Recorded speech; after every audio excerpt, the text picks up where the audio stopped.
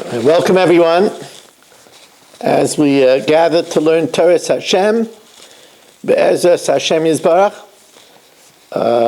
As always, we begin with appreciation to TorahAnytime.com for enabling us to teach Torah all over the globe. Special thanks to TorahAnytime.com. In the last 2 weeks, when I was very under the weather, and they carried Shiurim live Thursday at 9 from previous decades. So thank you. Of course, we thank Kol Lashon for its global network. We thank our other carriers, Torah Communications Network. There is a difference in the shir with the very fierce lobbying of my Rebbetzin. We are stopping to carry the shir on Facebook. It was a very hard decision.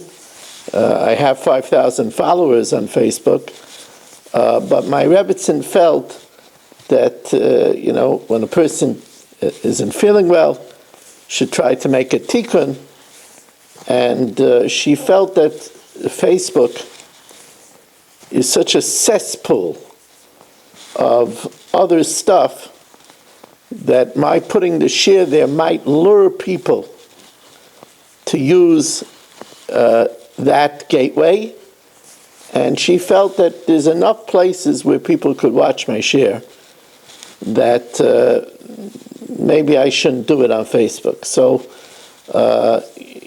it says that Ishtecha Gutza, even if your wife is short, Gochin V'lochishla, bend down and whisper to her, and take her advice. So although I do it with a very mixed feelings, because I know that I have a lot of Talmidim on Facebook, so I hope that they will find a way. I hope that they will find a way to find the shir in other ways. Tonight's shir is being sponsored jointly by my dear Talmid Avi Ament, who is sponsoring the shir both in his honor of his birthday, thanking Hashem for another year, and also for Refuah Shalema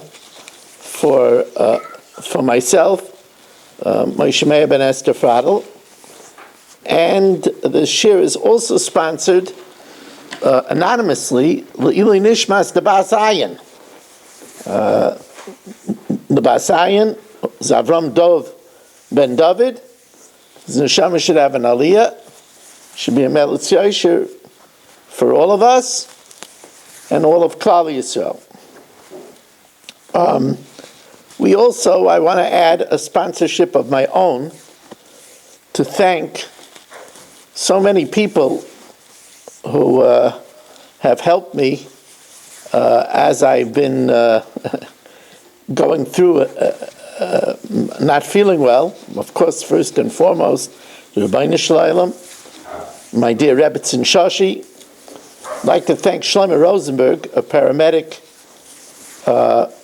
who works for Montefiore, who is a member of our Fairways community, who really helped me get to the hospital when I needed it and put me in the right place. I'd like to thank my good friend Yossi Tov, my dear Talmidim and friends, Betzalel Klein, Dr. Yitzhak Kurtzer. I'd like to thank Shelley Zeitlin for taking care of the Zoom together with his daughter Ora, my sons Yaakov and Nehemiah, my daughters Devora, Chani, Rina Tzivya, and Yocheved. I'd like to thank the wonderful nurses Tzvi Melman, Moshe Reich, and Zev. And I'd like to thank all of you for really sticking by and keeping the Zoom together as I convalesce. We find in this week's parsha that Esav, after Yaakov gives him all the presents, he begins to make magnanimous offers. Vayomer nisa v'neilecha ve'elcha l'negdecha. Let's travel together. It's nice, Toivim hashnayim and echad. Two is better than one. Together we're a force to be reckoned with. Let's travel together. So we know Yaakov demurred. Hayeladim rakim. The children, they're tender. So then Esav said, okay, but let me at least give you some of my party. I have great military powers. Vayomer Esav atziga. Let me stand with you. Let me give you for my party. Vayomer, and Yaakov again, thanked him, but lamazeh. It's not necessary. So what was happening over here is Yaakov is broadcasting loud and clear, especially when the Yeladim Harakim, especially when the children, the adolescents, are very impressionable. The last people you want to have around is people like Esav. You don't want the exposure to Esav. That's of the utmost importance. In the declaration that we make by the Bikurim, by the first fruits, so we say over, and we say this of course every year in the Haggadah, we speak that by Yoreyu Aisanu HaMitzrim. Now literally, this means that the Egyptians treated us evilly. By Yoreyu, right? Vara. And we know that's certainly true. They gave us Avodas Perech, the back-breaking labor. Perech, it says 2 times. Perech is Gematria 300. It says it twice, that they made us make 600 bricks a day. And they drowned our babies. And Paro slaughtered 150 babies in the morning and 150 babies in the evening to bathe in their blood. Right? So that's a simple meaning of Vayareu Aisanu HaMitzrim. There's another meaning of Vayareu Aisanu HaMitzrim, and that is they made us look bad. They maligned us. Paro said, Hava nischak malei. We got to come up with a final solution. Why? The reason is, when a war comes, so the Jews, they will join the ranks of the enemy and they'll drive us out of the land.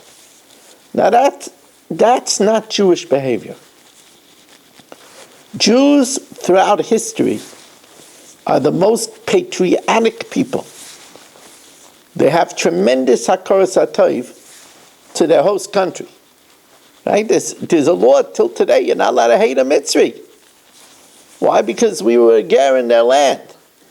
Vayareu Aisanu HaMitzrim also means that they maligned us by saying that we would be disloyal.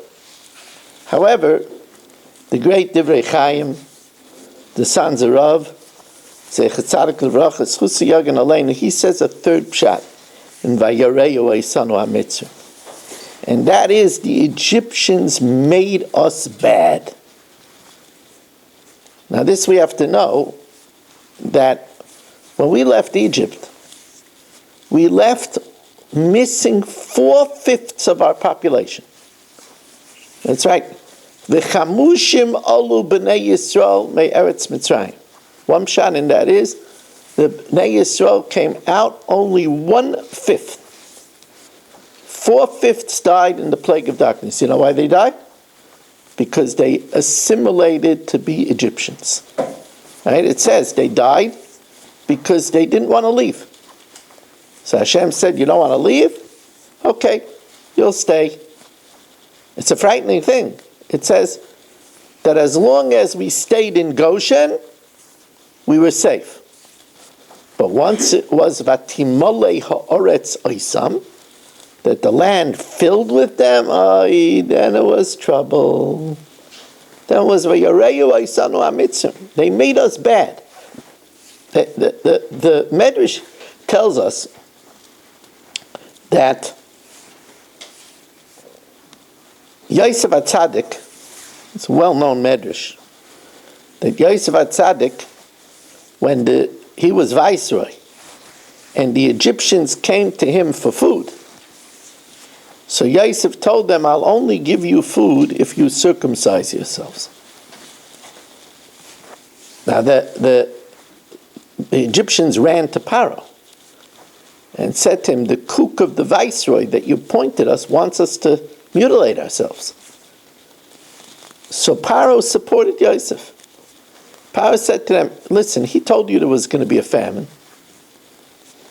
Why don't you have food? Why didn't you store? We stored, but it spoiled. So he says, so it spoiled, and Yosef's didn't spoil. So what are you worried about? Well, they said, we're worried that we heard this trick before. That's what they did to the city of Shechem. They made them circumcise, and then they killed them. Paro says, he doesn't need tricks. He's got all the cards. He has the food. He wants you to get circumcised, circumcise. Big question, though. Why did Yosef want them to circumcise? We don't circumcise Gentiles. We don't forcibly make Jews. Yosef wasn't converting the Egyptians. Why did he have them circumcised?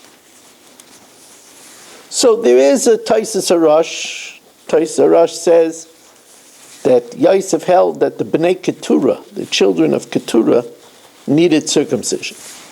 And he felt that there were many children of Keturah in Egypt, and that's why, that's a Taisus Arash. But the Maral in the Gur Aryeh says that Yosef did this because Yosef, Ezel Chacham Arayas Anaylad. Who is wise? Somebody who sees the future.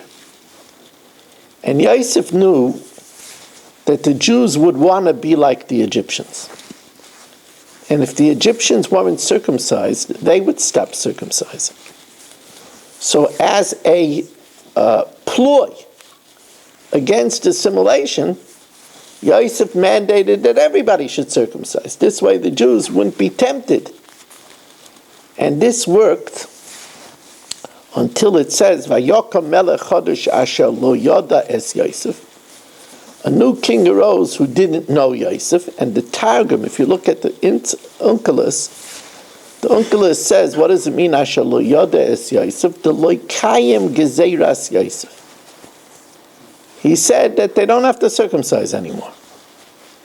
Ooh, once the Egyptians stop circumcising, so it says in the Medrash in the beginning of Shmos Rabbah, it says that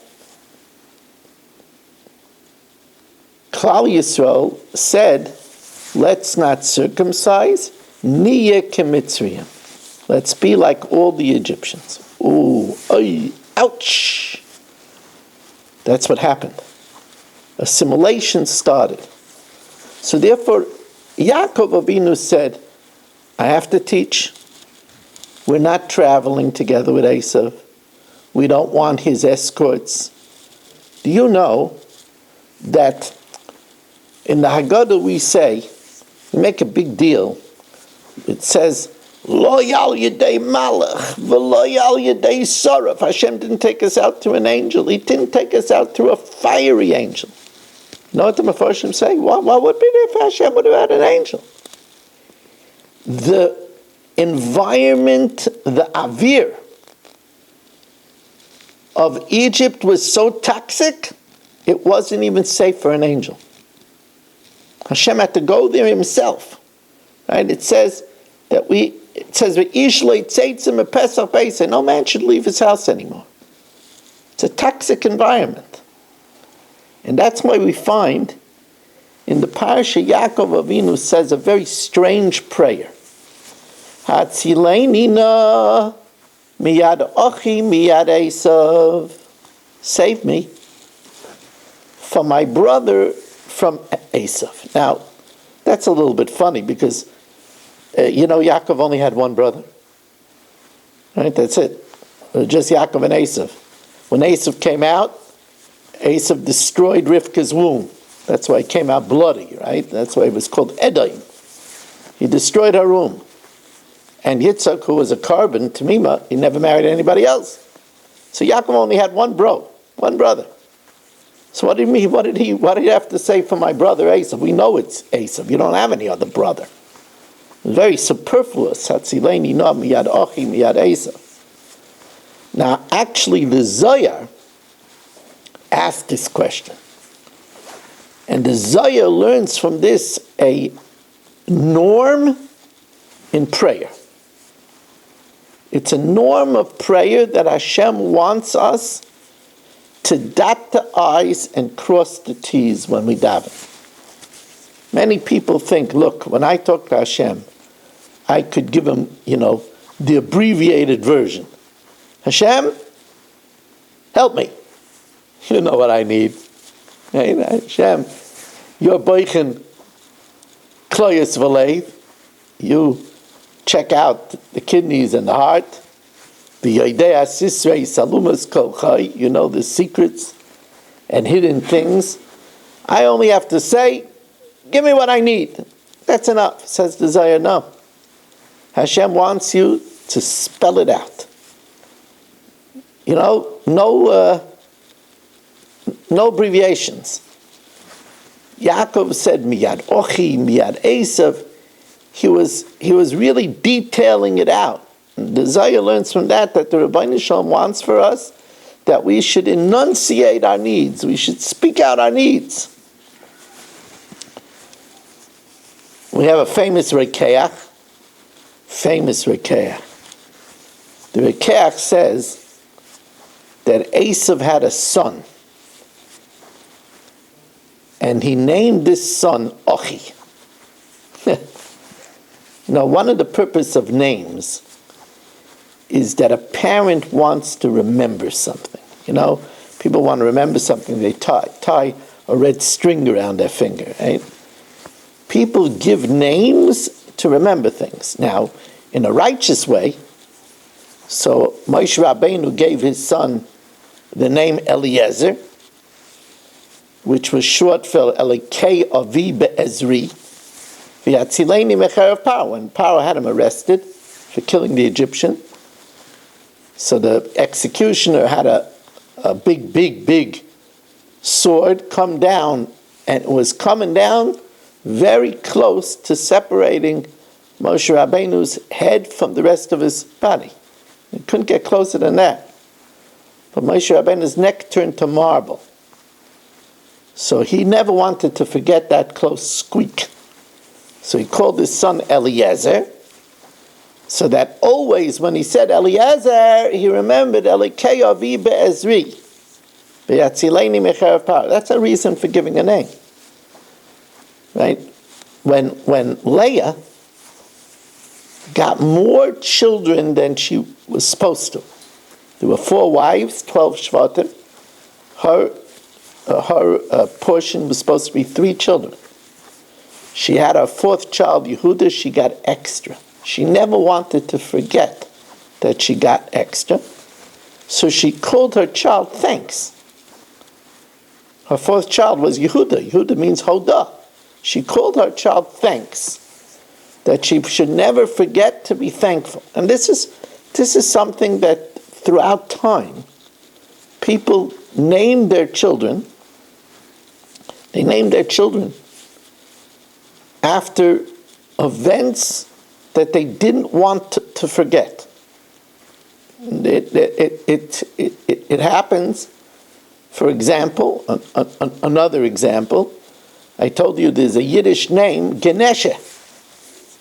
Now, Ganesha, there is, usually people that spell it in Yiddish spell it Gimel Nun Shin Aleph. But there is a spelling Gimel Nun Shin Hey. And it's because it's the letters of the dreidel. Gimel Nun Shin Hey. Neis Gadol HaYasham. And they would give the name Ganesha if, let's say, the mother almost died in childbirth, and she survived. And she never wanted to forget it. So every time she called her child Ganesha, Neis Gadala Yasham, she remembered it. Now, also, by the way, the idea of naming after tzaddik, that's also a reason. And because every time, let's say somebody had a beloved Rebbe, right? So we know that when Yosef HaTzadik was tempted by the wife of Potiphar, so one of the things that held him back is that he saw Demus Diyuknoi Shel Aviv. He saw an image of his father. That wasn't a miracle. That was something that he trained himself.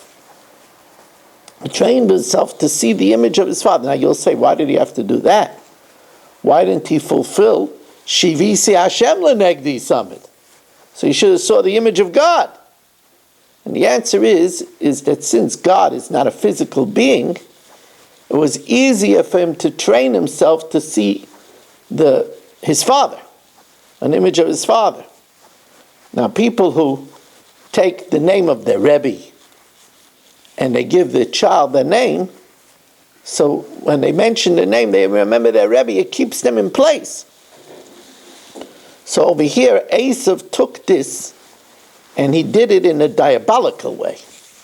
He said, I never want the hate, the lust for revenge to ever dim.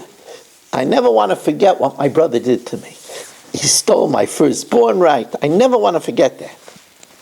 So in order to not forget it, when he had a child, he named the child Achi, my brother.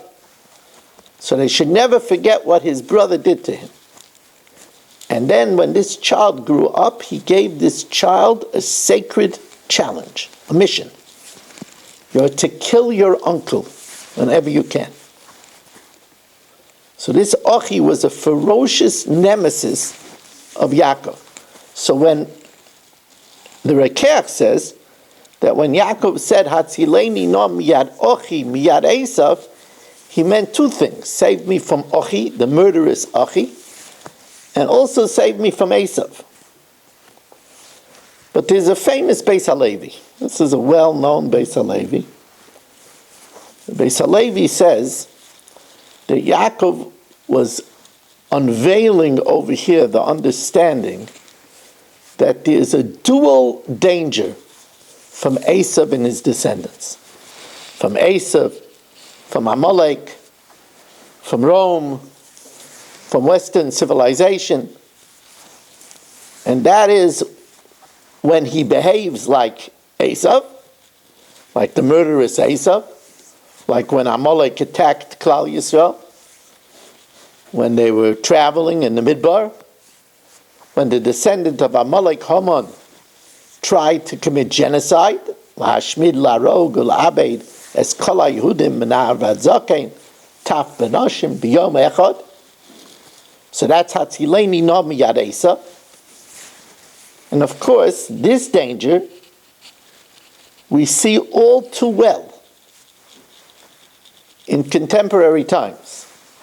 You know, at the Aguda convention this year, Rabbi Feldman, the Rosh Shiva of Ner Yisrael, member of Moetzes Gedolei HaTorah, said that most of us thought that after the events of October 7th, the horrors of October 7th, what happened on Simchas Torah in Eretz Yisrael, the cold-blooded murder of men, women, and children, we would think that there would be an overwhelming swelling of sympathy, compassion, partisanship with the Jews. And the opposite happened. Jews were accused of genocide. The Netanyahu was accused of being a war criminal. So it almost befuddles the mind. So Rav Feldman said it shouldn't be surprising. Sinai was called Sinai, the Gemara says, because at the time when the Torah was given, Yorda Sina La'olam, hate came down from the world against the Jews. And he says even before that, we know Halacha biyadua she'esav seineis Yaakov. You have to know that this is not novel behavior. As we look, and we're horrified, whether it's in the beautiful London suburb of Hendon. I remember I once dated a young lady there. It's a beautiful suburb where hundreds of leaflets were passed out. Jews leave or be slaughtered. Whether it's the burning, the arson of the Adash Shul in Melbourne, a very, very, very big minion factory, or the terrible torching of cars and graffiti in Sydney, whether it's the horrific pogrom-like behavior in Amsterdam, whether it's the Jewish man being stabbed in the neck in Crown Heights.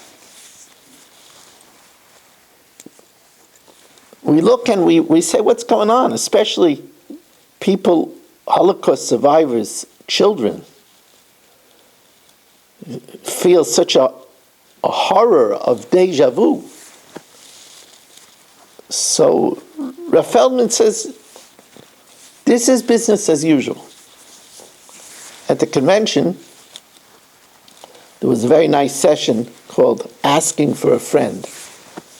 And my dear Chaver, one of the Gedolei Yisrael, Rabbi Yisrael Reisman, was asked about anti-Semitism. He told over a story that happened in Torvadas. This was a long time ago, before the Sifrei Torah were ensconced in a safe. Overnight, Goyim broke into Torvadas. Achmanu Litzlan, they took out a Sefer Torah and hurled it out the window. And they came in the morning, and half of it was on the floor in the Beis Medrash, and half of it was on the floor outside. And Rav Palm, they asked him, of course, what to do. Rav Palm said to gently take the Sefer Torah and bring it to be repaired, but not even to report it to the police. Because they didn't want it to cause more copycat activity. Now, Rav Reisman was quick to say that the Jewish organizations have to do the shtadlis, which they have to do. That's true. But we have to know, he said it, we have to know every time that there's graffiti on a rest stop, it's not so simple just to publicize it. It invites more. We have to know, he said, we have to know that our response has to be a different response.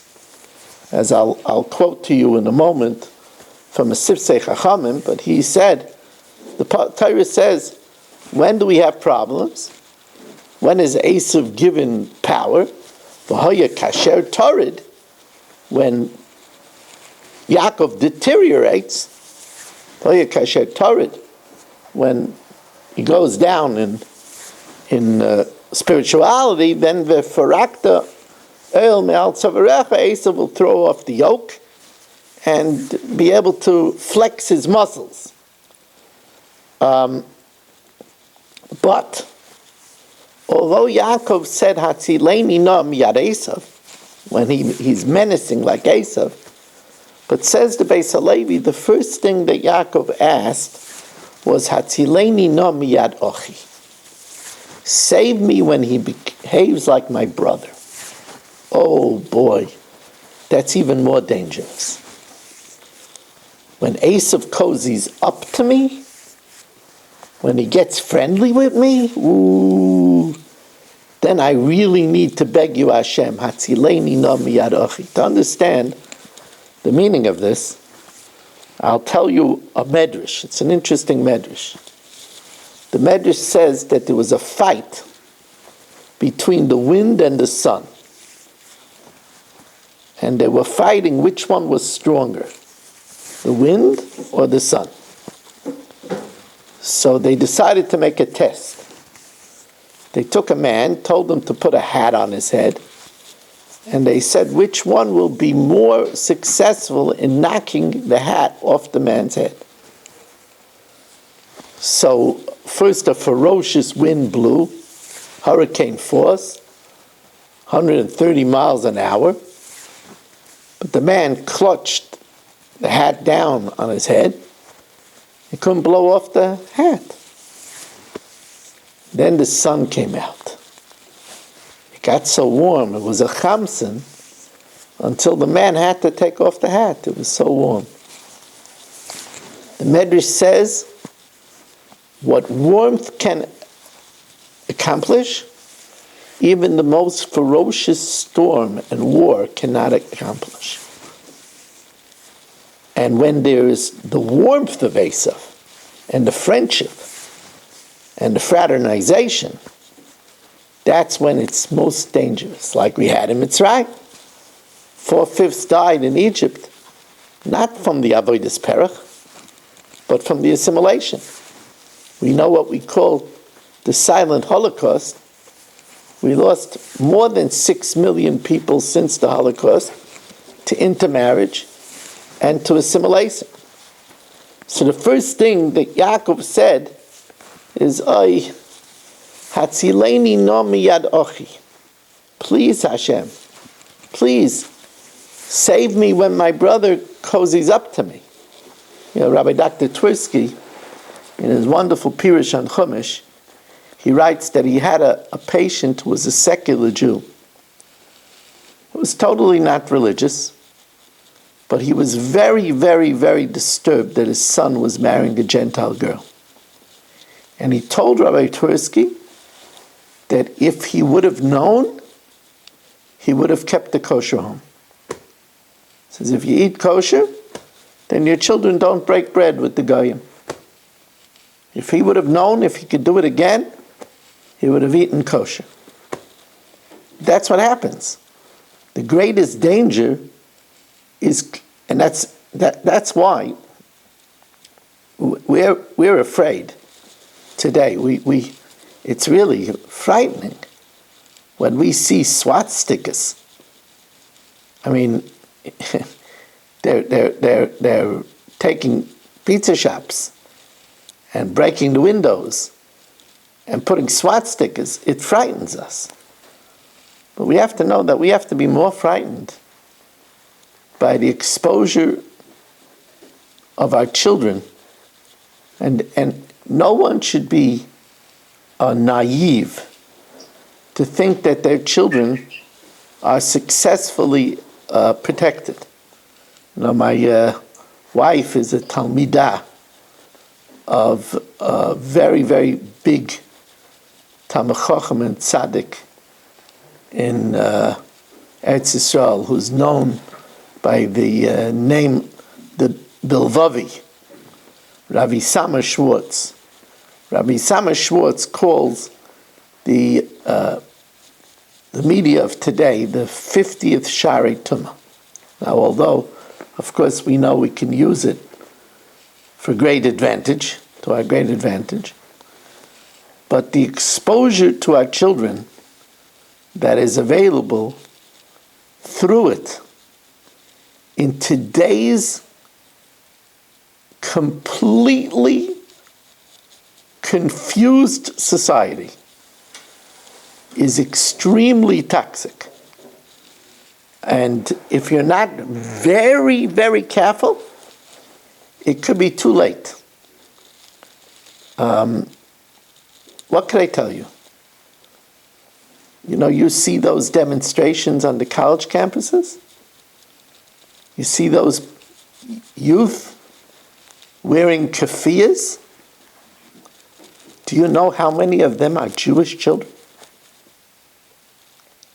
That just shows you the toxicity of the brainwashing that goes on in our college campuses today. It's very powerful. Who would believe? There are Jewish children, grandchildren of Holocaust survivors, who are wearing keffiyas and calling Jews Nazis. It's absolutely amazing. I'm going to tell you an interesting story. You know, the great tzaddikim of yesteryear used to go to the baths, to the hot baths, to vacation. One of the most famous places was Marienbad, but there was another place called Krynica.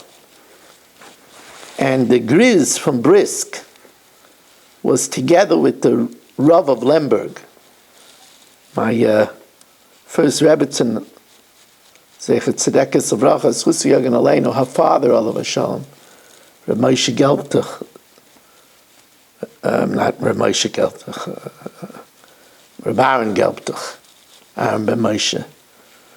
He lived in Lemberg. He was married to his first wife in Lemberg. She was killed by the Nazis.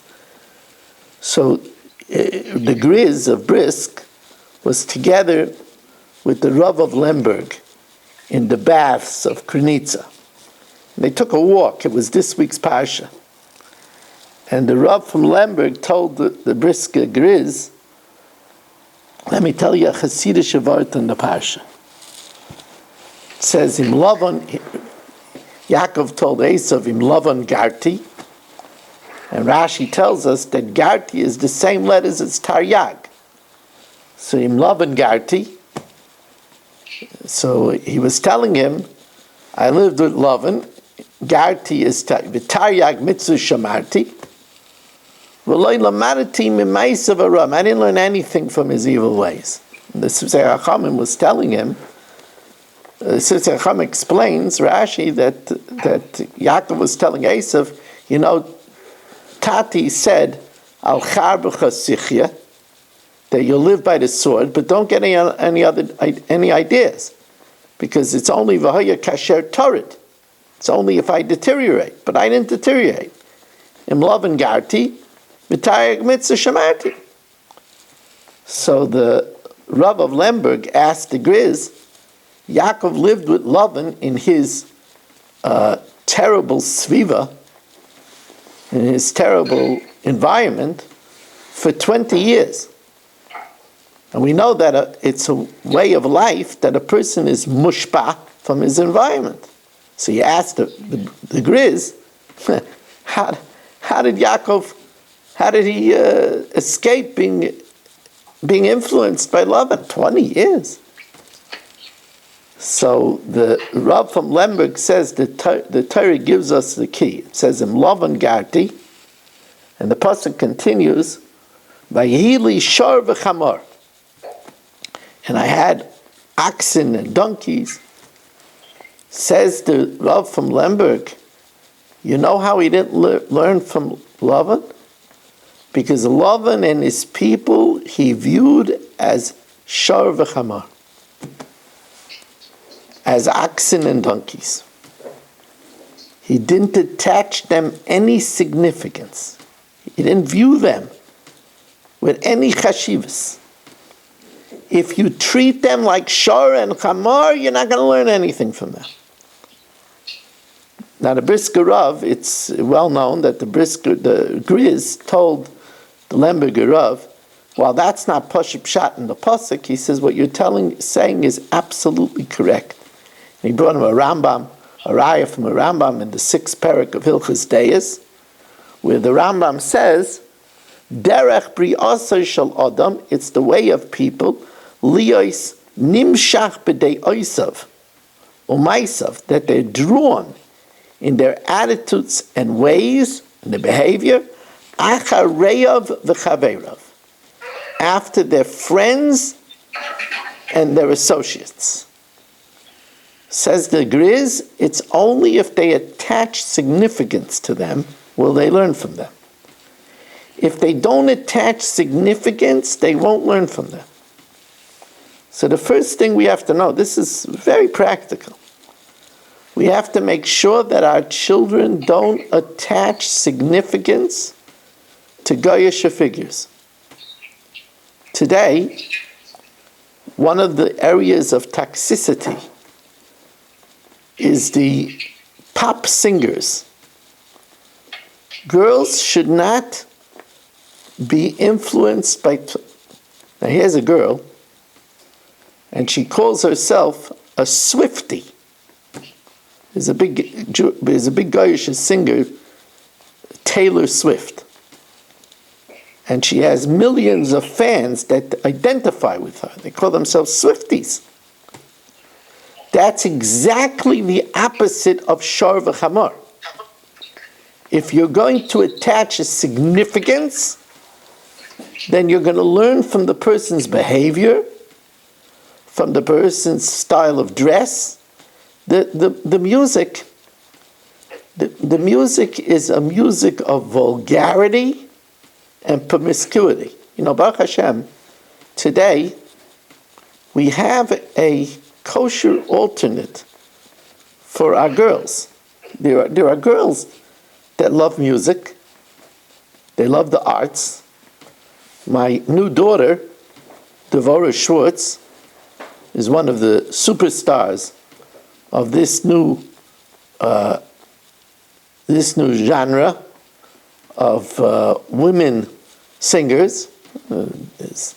There's Debbie Baum. There are good role models.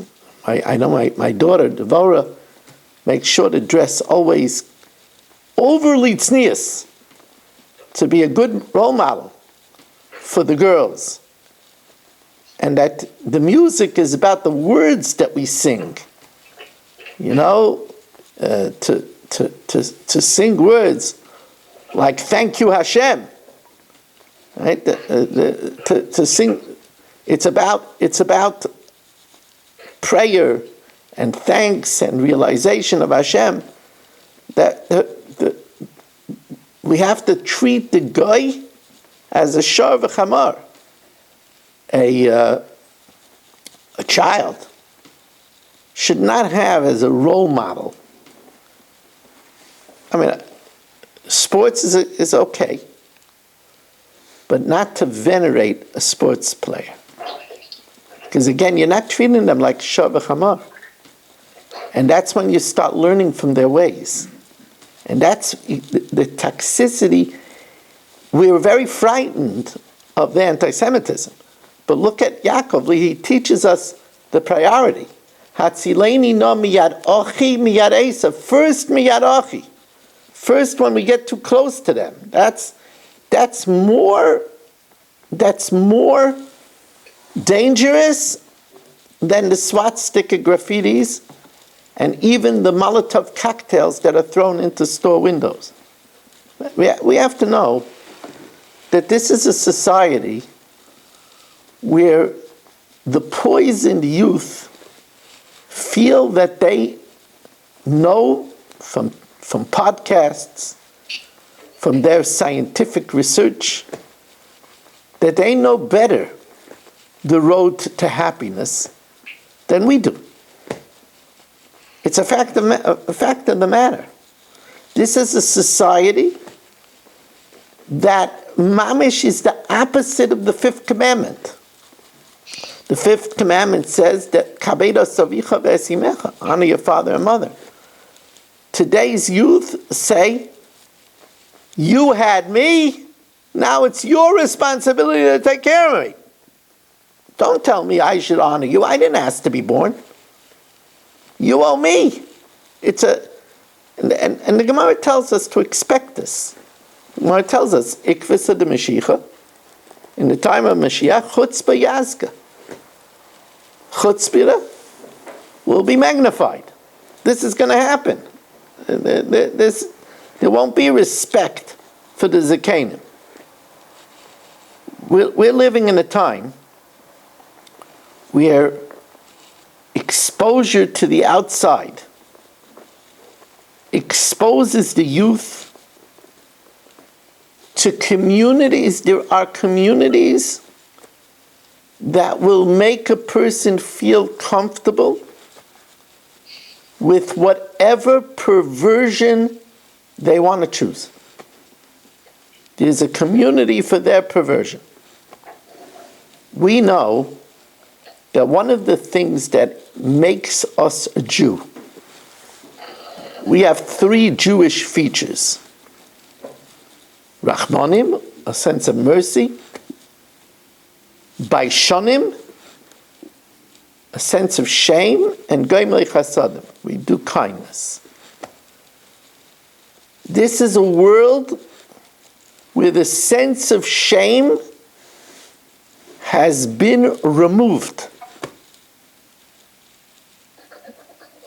The toxicity of today's environment, Yaakov was warning us, Hatzileini na miyadachi, save me when he cozies up to me. The Torah says, this what the Brisker Rav was saying. Hein am levada yishkain. You are a nation that should dwell apart. Uvagoyim lo yischashav. And don't make the goy important. If you make the guy important, then your children are going to learn from the guy. That's very dangerous. Very. Now this already,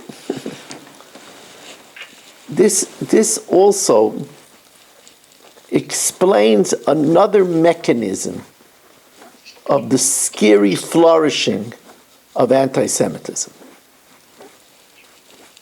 There's a famous Sfas Emes.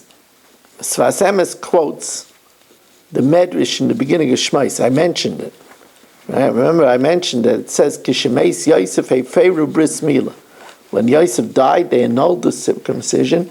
Amru Nia Kimitzvim. That's why it says that the Jews, they stopped circumcising themselves. It was only when the night when we left Egypt, right? So in order to eat the Korban Pesach, we had to circumcise ourselves.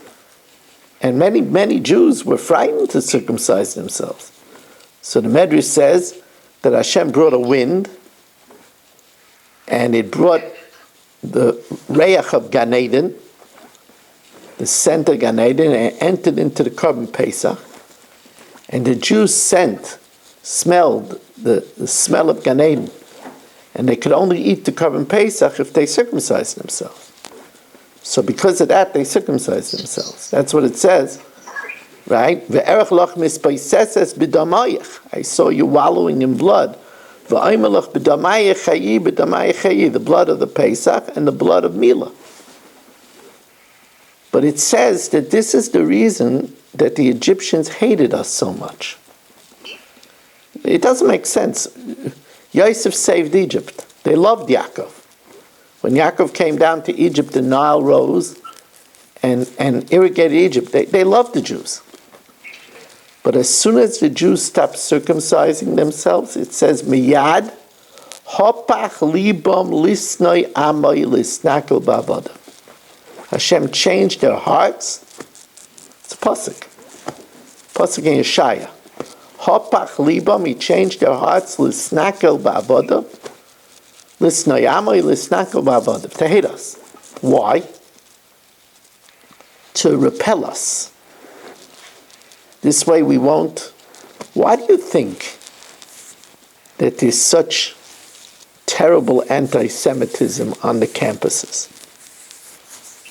Don't you think that Hashem is telling us this is not for a Jewish boy and girl? This is not the environment? Don't you think that this is the Sfas Emes all over again?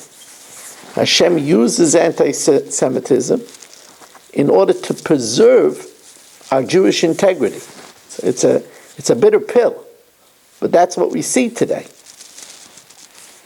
Now, I've talked a lot on this subject. There's a lot to speak about in this parasha. It says, Vayevasu Yaakov levadai. Yaakov was left alone. Vayeovek ish imoi ad alois hashachar. And a man wrestled with him until dawn. Now we know that this was not a simple, fight. It wasn't 10 rounds. Chazal tell us that he was fighting with Samuel. Samuel The Hasidim don't say it. They say Sam Kel, or the Sam. It's the Malach HaMavos. And it says that the Malach HaMavos came to get Yaakov. But Vayar ki lo yachaloi. But he saw that he couldn't prevail. So it says Yaakov Avinu loy meis. Why? Because Yaakov was Ish Torah. Ma toivu alecha Yaakov. That doesn't mean that his houses were on the cover of Home Beautiful. What does it mean? It means the Oyalei Shem Ve'ever. He was the Ish Tom Yosheva Ohalim. He learned Torah. And Torah is Magnei Umatzlei. The best way to protect ourselves from death is Torah. That's a simple lesson. Every time we have Torah in our homes, we're protecting our homes. We're protecting our families. A wife has to know a husband goes out in the night and learns Torah, he's protecting their home. But in Slonim, it's interesting. In Slonim, they have a very interesting drush on this pasuk. Vayivasar Yaakov levadai. Yaakov was left alone. And says in Slonim, Vayivasar also means yitur, extra, superfluous. When a person is alone, they're superfluous. They can't help anybody.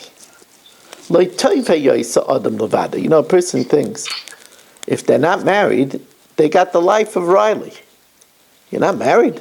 You can do whatever you want. You want to make a barbecue? Fine. Want to have pizza night? Fine. You want to go to a ball game? Fine. You want to crash? Fine. You want it cold? Good. You want it hot? Good. No, because a person doesn't live for me, myself, and I. Olam chesed yibana. The world was created to do for others. When is a person in danger? When they're alone. That's why it says, Al tifresh min hatzibah. Vayivasa Yaakov levada, he was alone, then he became susceptible to the Satan. Vaya'avek ishimai. The two ingredients necessary for protection is bechesed ve'emes yechupar oven. That's Gemara in Brachas. With chesed and emes. Emes is Torah. Emes knei val timker. Emes Torah's emes. Bechesed ve'emes yechupar oven. With chesed, with that synthesis of kindness and Torah, that's when we're protected from oven. That's when we're protected from the sun. Now I want to give you one more thought for the evening, but before I do, I want to thank our sponsors, Aviament, and our anonymous sponsor. And if you would like to sponsor a share, 718-916-3100, rmmwsi@aol.com. I hope soon to restart my daf. As of now, everybody is gathering to listen to my dafim from another cycle, actually from 2017. But I hope to resume as soon as I get back my strength. And I thank Hashem for helping me to recover, and all of you for being so loyal. We have at the end of the parsha a bit of genealogical trivia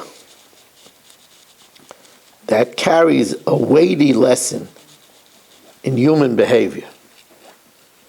V'simna hoise pelegesh le'elifaz ben Esav. There was a woman by the name of Simna that was a concubine to Eliphaz, the son of Esav. And Eliphaz had a very notorious son from this concubine. V'ateled le'Eliphaz es Amalek. And from this concubine, Eliphaz had Amalek. We know Eliphaz. Eliphaz is a name that we're very familiar with. He was the one that met Yaakov and was told by his father to kill Yaakov, but because he was raised on the lap of Yitzchak, he let Yaakov convince him that he could follow his father's command to kill his uncle by taking all of his wealth, which he did, Ani Choshev Kameis. And that's why Eliphaz means Elipaz, to me will come all the gold. So this Eliphaz not official, a concubine, by the name of Simna, and they had Amalek, the ancestor of Haman HaRasha. So the Gemara in Sanhedrin said, how did this come about? So the Gemara in Sanhedrin tells us that Timnah had some spirituality in her. She wanted to convert. She tried 3 times to convert. She approached Avram, then she approached Yitzchak, and then she approached Yaakov. And all 3 rejected her. They obviously saw that she was not good for our nation. So she said, I'd rather be a concubine to this nation than to be a princess to another nation. So she became a concubine to Eliphaz, and from Eliphaz she had Amalek. Now, the Gemara is giving some criticism. What's the criticism? The Gemara never says that Abraham, Yitzchak, and Yaakov should have accepted her. Obviously, they found she wasn't worthy. You have to be very careful when you're Megaya Gerim. But they should have sent her away without strong feelings of rejection. That bitterness of rejection was passed on to her son Amalek, and through that DNA was horrors for Klal Yisrael throughout the generations. The Torah is teaching us over here, there are a lot of times where we have to say no to people. You're looking to hire someone. You can't hire everybody that comes. You have to do what's good for you.